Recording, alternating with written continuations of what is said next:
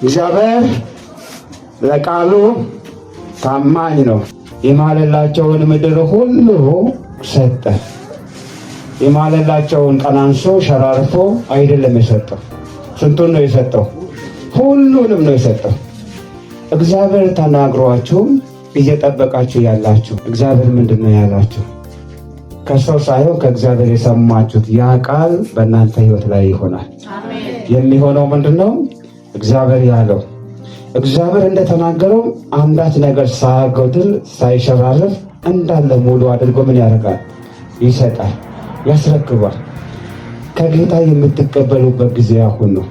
ክብር ለኢየሱስ ይሁን። ሃሌሉያ። እግዚአብሔር ተናግሯል። የተናገረውን ደግሞ ስጋ ለብሶ የምታዩበት ጊዜ አሁን ነው። ሃሌሉያ። ኢየሱስ ጌታ ነው። እርሱ መልካም አባት ነው። ስለዚህ ሰጣቸው። የማለላቸውን ምድር ለማን ነው የሰጠው?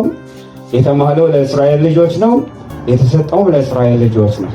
ሁሉንም ሰጣቸው። ሰዎች ብዙ ጊዜ በሕይወታችን ውስጥ ቃል ይገቡልንና ቃላቸውን ሲያጥፉ ተስፋ አድርገን ጓጉተን የጠበቅነው ነገር ሳይሆን ሲቀር ተስፋ ስንቆርጥ ነው የምናውቀው።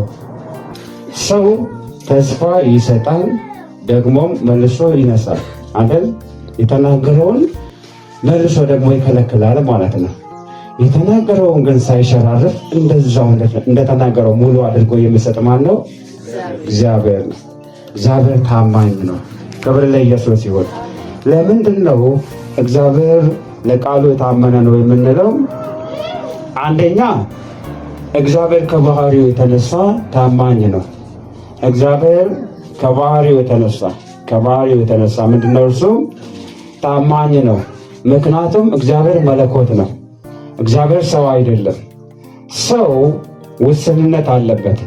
የእውቀት ክፍተት አለ። የነገሮች ማጣት እጥረት አለ። አለማወቅ፣ ነገሮችን እንዳሰብነው ማድረግ አለመቻላችን እንድንዋሽ ያደርገናል። እግዚአብሔር ዘንድ ግን እንደዚህ አይነት ነገሮች ምንም የሉም። ክብር ለኢየሱስ ይሁን። የእውቀት ክፍተት የለበትም። እግዚአብሔር የእውቀት ክፍተት አንዳችም የለበትም። እኛ ዘንድ የሆነ ነገር የሚጎለው ነገር እሱ ዘንድ ጉድለት የሚባል ነገር የለም። እግዚአብሔር አንድ ቦታ ላይ ውስን አይደለም፣ ሁሉ ቦታ የሚገኝ ነው። እኛ ግን ውስኖች ነን። እግዚአብሔር በአንድ ጊዜ ሁሉን ማየት የሚችል ነው። እኛን የአሁኑን ራሱ ማየት አንችልም፣ እንኳን የነገውን ይቅርና። እግዚአብሔር ግን ምንድን ነው? በስፍራ አይወሰንም፣ በቦታ አይወሰንም። ሁሉ ቦታ አለ። ሁሉን በአንድ ጊዜ ማየት ይችላል። ስለዚህ መዋሸት ለምን ይጠበቅበታል? ባህሪው አይደለም ማለት ነው። እግዚአብሔር ይዋሽ ዘንድ ሰው አይደለም የተባለው ለዚህ ነው።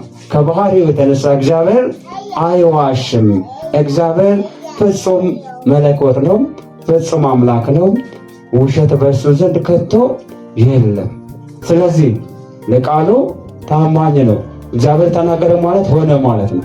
ገና ሲናገር ነው የሆነው። እሱ ይናገር እንጂ እግዚአብሔር ከተናገረ ቃል ከአፉ ከወጣም ወዲያውኑ ሆኖልናል። ክብር ለኢየሱስ ይሁን። ሃሌሉያ። ለአባቶች አስወርሳችኋለሁ ከነዓንን ትወርሳላችሁ ብሎ የተናገረው በሙሴ መሪነት ወጥተው ሙሴ መግባት አልቻለም። ኢያሱ ተቀብሎ ያንን ትውልድ አሻግሮ ሲደርሱ ምዕራፍ 21 ላይ ምድሪቷን ሲከፋፈሉ ነው የምናየው። ዕጣ ሲጣጣሉ። ለምን? እግዚአብሔር የተናገረው ሆኖ የሚከፋፈሉበት ጊዜ ደርሰው ማለት ነው። ክብር ለኢየሱስ ይሁን። ዛሬ እግዚአብሔር የተናገረውን የምንከፋፈልበት ቀን ይሆናል። ሃሌሉያ። ይሁንልን በኢየሱስ ይሁንልን በኢየሱስ። ማን የተናገረውን? እግዚአብሔር የተናገረውን የምንከፋፈልበት። ሌላው እግዚአብሔር ታማኝ ነው ስንል ታማኝነቱ በጊዜ የተገደበ አይደለም፣ ዘላለማዊ ነው። ጊዜ አያልፍበትም። ለዚህ ትውልድ ነበር የተናገርኩት፣ ስለዚህ ጊዜ አልፏል፣ ኤክስፓየርድ አድርጓል አይልም እግዚአብሔር። ለምሳሌ አንድ ነገር ብታመርቱ ወይም ደግሞ የተመረተ ነገር ብንገዛ ለተወሰነ ጊዜ ነው የሚያገለግለው አይደል? ኤክስፓየሪ ዴት አለው። አንድ በጣም መልካም ተደርጎ የተሰራ ነገር ራሱ ጊዜ አለው፣ ውስን የሆነ ጊዜ፣ ለተወሰነ ጊዜ ነው የሚያገለግለው። የእግዚአብሔር ቃል ግን ሰማይና ምድር ያልፋሉ፣ ቃሉ ጸንቶ ይኖራል። ክብር ለኢየሱስ ይሁን። እኛ የምናየው ነገር ሁሉ እነዚህ ቁሶቹ በሰማይ ያሉ በምድር ያሉ ነገሮች ሁሉ ይጠቀለላሉ፣ ይቀልጣሉ። ቃሉ ግን ምን ይሆናል? አልፎ ይኖራል። የጸና ነው። ክብር ለኢየሱስ ይሁን። ስለዚህም የእግዚአብሔር ቃል የጸና ስለሆነ ታማኝነቱ ለዘላለም ነው። ሃሌሉያ! አይደንቃችሁም? በዚህ በዘላለማዊ ታማኝነት ውስጥ ነው እኛን እያኖረን ያለው። እኔና እናንተን እያኖረ ያለው በዘላለም ታማኝ በሆነው በጸናው ቃሉ ነው። አሜን፣ ሃሌሉያ። ሌላው ባህሪው የማይለወጥ ኃይል አለው። የእግዚአብሔር ቃል የማይለወጥ ኃይል አለው። አንድ የእግዚአብሔር ቃል ከተናገረ ቃሉ ፓወርፉል ነው፣ ኃይል አለው። ቃሉ አይቀንስም፣ ፓወሩ አይቀንስም። ለምሳሌ ልክ ኤክስፓየሪ ዴት እንዳለው ነገር ሁሉ የሆነ ነገር በጣም ከባድ የሆነ ፓወርፉል የሆነ ኃይለኛ የሆነ ነገርን ሰርተን ብናስቀምጥ ፓወሩ እየቀነሰ ነው። ለምሳሌ የሆነ ነገር በጣም አጥብቀን ጥብቅ አድርገን አስረን ብናስቀምጠው ከዓመት ከሁለት ዓመት በኋላ ላልቶ ነው የምናገኘው። ምን ይሆናል? ያ ጥብቅ ብሎ የነበረው በጣም ጠብቆ የነበረው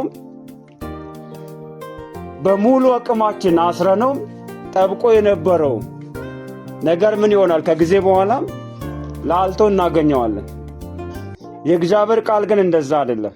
የእግዚአብሔር ቃል ዛሬም ይሰራል። ከዛሬ በኋላ በ100 ዓመት መተን ቃሉን ብናየው ያው ነው፣ አይቀየርም። ስለዚህ ምንድነው ማለት ነው? የጸና ነው፣ የማይለወጥ ኃይል አለው። የእግዚአብሔር ቃል ኃይሉ አይቀንስም፣ አይለወጥም። የማይቀንስ ኃይል አለው። አንዳንድ ጊዜ የሚጨምር ሌላ ጊዜ የሚቀንስ ሳይሆን ሁል ጊዜ ኃይል ያለው የማይቀንስ ኃይል የእግዚአብሔር ቃል ውስጥ ይገኛል። ስለዚህ ይህ ቃል ደግሞ ምንድነው? አይሻርም፣ የማይሻር ቃል ነው። ሌላው የእግዚአብሔር ቃል ምንድነው? የጸና መሰረት ነው። የጸና መሰረት ነው። አንድ በጣም ህንፃ ስራ ላይ ያሉ ሙያተኞች መልካም ህንፃን ለመስራት መሰረቱን አስተካክለው ነው አይደል የሚጀምሩት። ምንም እንኳን መሰረቱ መልካም ሆኖ የጸና ሆኖ ቢሰራ ዘላለም አይኖርም። አንድ ህንፃ ዘላለም ይኖራል? አይኖርም። መፍረሱ አይቀርም። የሆነ ጊዜ ላይ ምን ይሆናል? ይፈርሳል። እኛ የምናስቀምጠው መሰረት ምንም እንኳን ሙያተኞችን መርጠን ብናሰራም የሆነ ጊዜ ላይ መፍረሱ አይቀርም። የእግዚአብሔር ቃል ግን እንደዛ አይደለም። የእግዚአብሔር ቃል አንዴ እግዚአብሔር ሰማይና ምድርን ሲሰራ ይሁን ይሁን ይሁን እያለ ነው አይደል? ቃሉን አጸናው።